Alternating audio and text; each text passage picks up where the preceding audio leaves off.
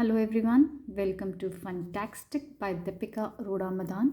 आज का हमारा topic deduction under section 80CCD 80CCD।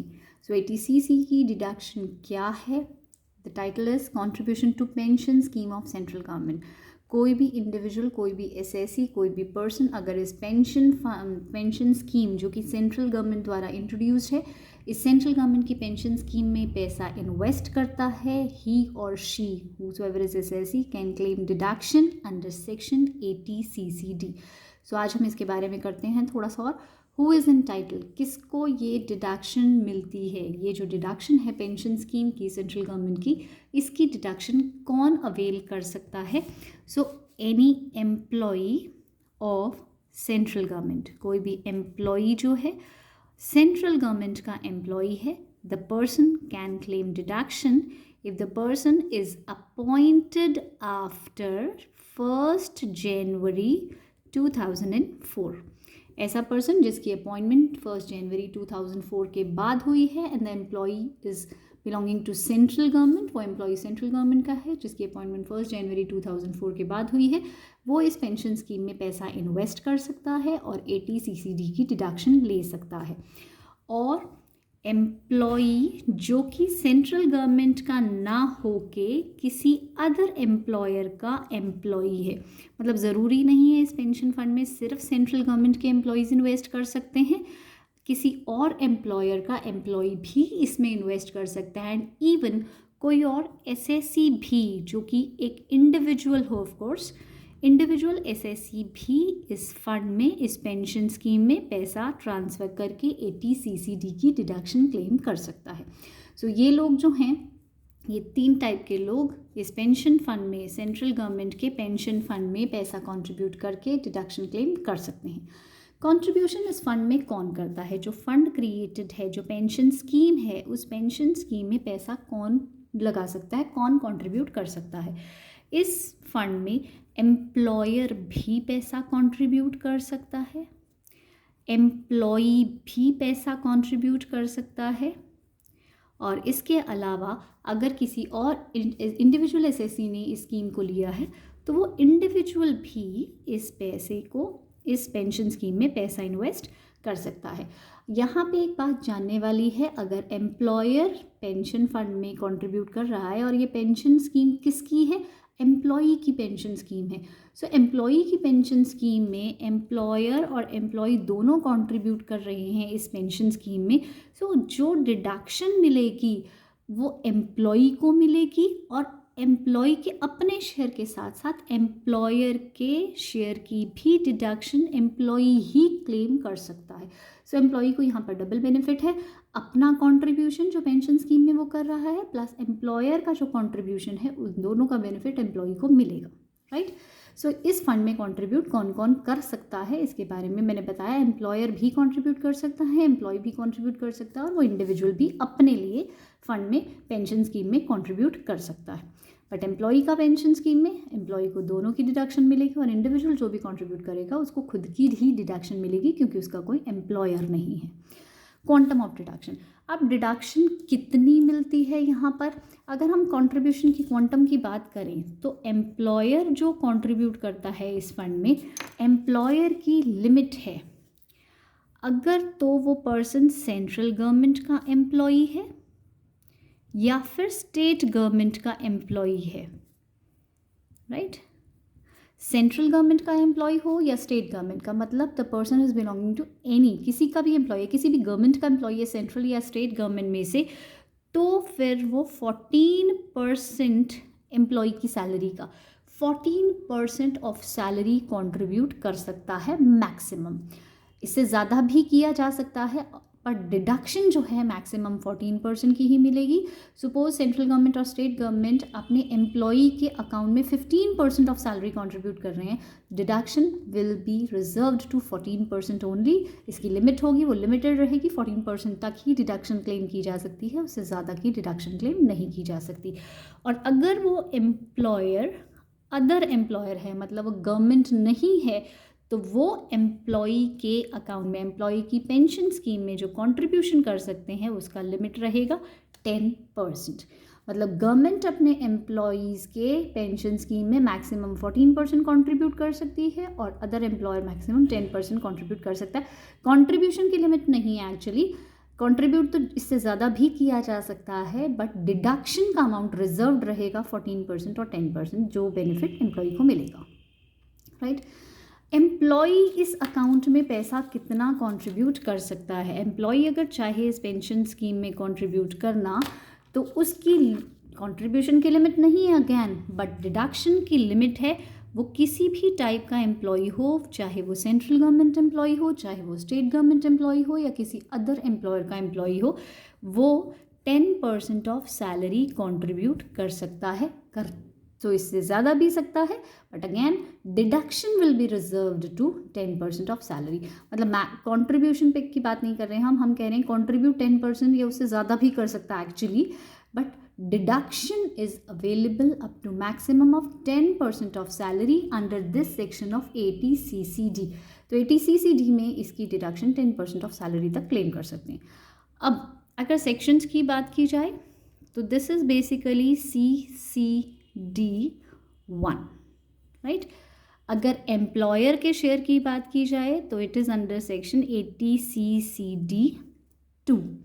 Employer जो कंट्रीब्यूट करता है वो 80CCD2 में डिफाइन किया गया है। एम्प्लॉई जो कंट्रीब्यूट करता है वो CCD के 1 सब सेक्शन 1 में डिफाइन किया गया है। और अगर बात की जाए इंडिविजुअल की, इंडिविजुअल अगर अपना पेंशन स्कीम, ये जो पेंशन स्कीम है सेंट्रल गवर्नमेंट की द्वारा इंट्रोड्यूस, इसमें कंट्रीब्यूट करना चाहता है तो वो अगेन कंट्रीब्यूट तो जितना मर्जी करे, पर deduction will be reserved to 20% of gross total income. उसकी जो ग्रॉस टोटल इनकम है, जो 5 हेड्स का एग्रीगेशन होता है, ग्रॉस टोटल इनकम का मैक्सिमम 20% डिडक्शन क्लेम कर सकता है अंडर दिस सेक्शन 80CCD। अगर इसके सेक्शन की बात की जाए तो this is again under CCD1, right. यही कंट्रीब्यूशन। सो एम्प्लॉय कंट्रीब्यूट जितना मर्जी करे, एम्प्लॉय को मैक्सिमम डिडक्शन अपने शेयर की कितनी मिलती है 10%, एम्प्लॉयर के कंट्रीब्यूशन पे डिडक्शन कितनी मिलती है, गवर्नमेंट एम्प्लॉयज़ में 14% और अदर में 10%। और इन दोनों का बेनिफिट अल्टीमेटली एम्प्लॉय को ही मिलता है, लेकिन इंडिविजुअल के केस में क्योंकि एम्प्लॉयर नहीं होता तो उसका 20% of GTI is eligible to get deduction under CCD के सबसेक्शन 1 में इसको मिलती है। ये जो एडिशनल मैंने ब्लॉक बनाया हुआ है, इनमें कंट्रीब्यूशन या डिडक्शन मिले ना मिले, but there is further deduction of 50,000 rupees, 50,000 रुपये की एडिशनल डिडक्शन का बेनिफिट दिया गया है 80CCD1B। तो 80CCD1 की लिमिट्स हैं 10% of salary and 20% of GTI। अगर एम्प्लॉई या कोई पर्सन चाहे इन दोनों सेक्शंस में कि मुझे इससे ज़्यादा कंट्रीब्यूशन करना है और डिडक्शन क्लेम करनी है, तो he can claim an additional deduction of 50,000 rupees. मतलब इन लिमिट्स के ओवर एंड अबव उससे ज़्यादा भी एम्प्लॉई डिडक्शन क्लेम कर सकता है। 80CCD1 में the limit would be limited to 10% of salary, लेकिन वही एम्प्लॉई अगर एडिशनली कंट्रीब्यूट करता है तो वो CCD1B में एडिशनली 50,000 रुपीज़ की डिडक्शन क्लेम कर सकता है। सो उसको ये सब बेनिफिट्स मिलेंगे, राइट। तो उसको एम्प्लॉयर के शेयर का बेनिफिट मिलेगा, अपने शेयर का बेनिफिट मिलेगा, प्लस 50,000 का बेनिफिट मिलेगा। Like in case of individual उसे अपनी 20% ऑफ GTI का बेनिफिट मिलेगा एंड 50,000 का एडिशनल बेनिफिट वो सिक्योर कर सकता है।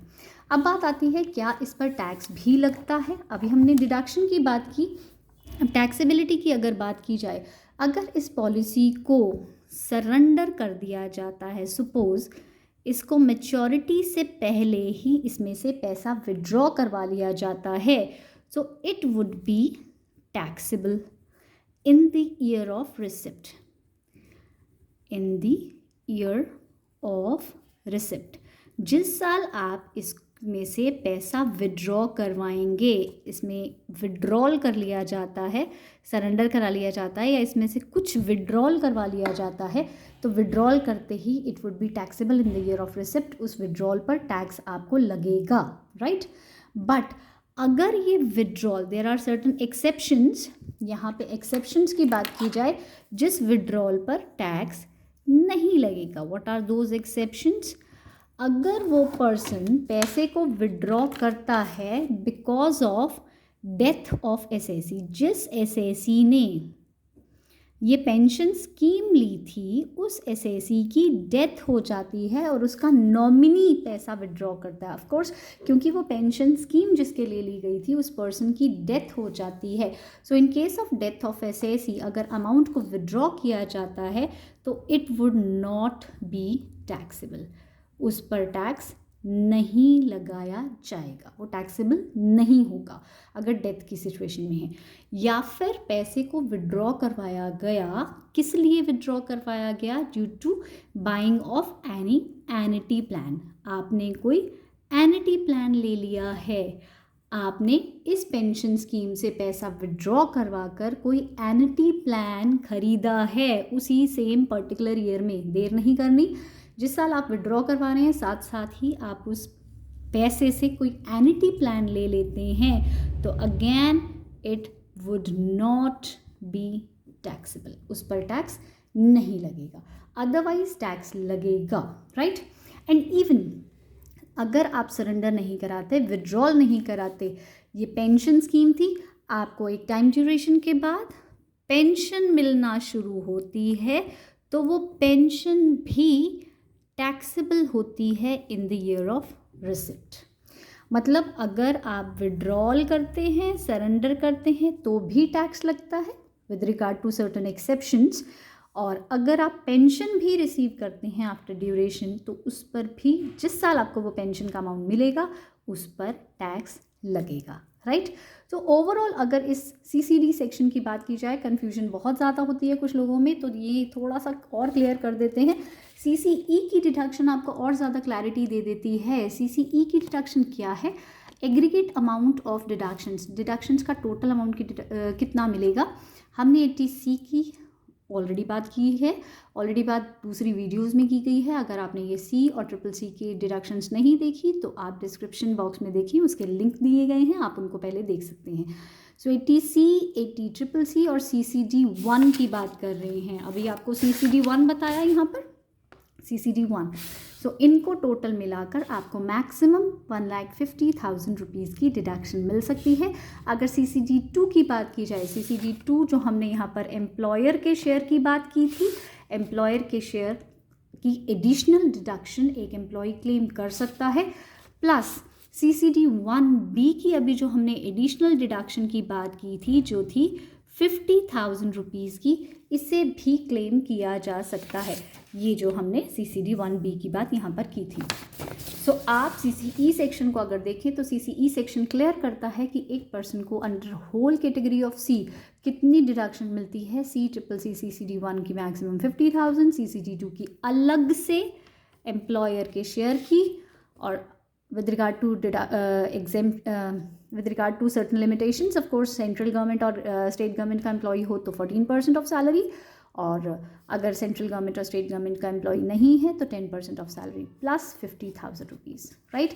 यहाँ पर सैलरी के बारे में क्लियर कर देते हैं। जब हम बार बार सैलरी की बात कर रहे हैं, 14% ऑफ सैलरी और 10% of salary, salary here means basic pay plus dearness allowance as per terms of employment, as per terms of employment जिसे हम डियरनेस पे भी बोलते हैं। सो आपने इसमें बेसिक सैलरी प्लस DA लेनी है सैलरी के लिए। जब हम 10% और 14% ऑफ सैलरी की बात कर रहे हैं तो सैलरी में बेसिक और dearness allowance as per terms of employment आप लेंगे, उसका 10% और 10% और 14% करेंगे, राइट।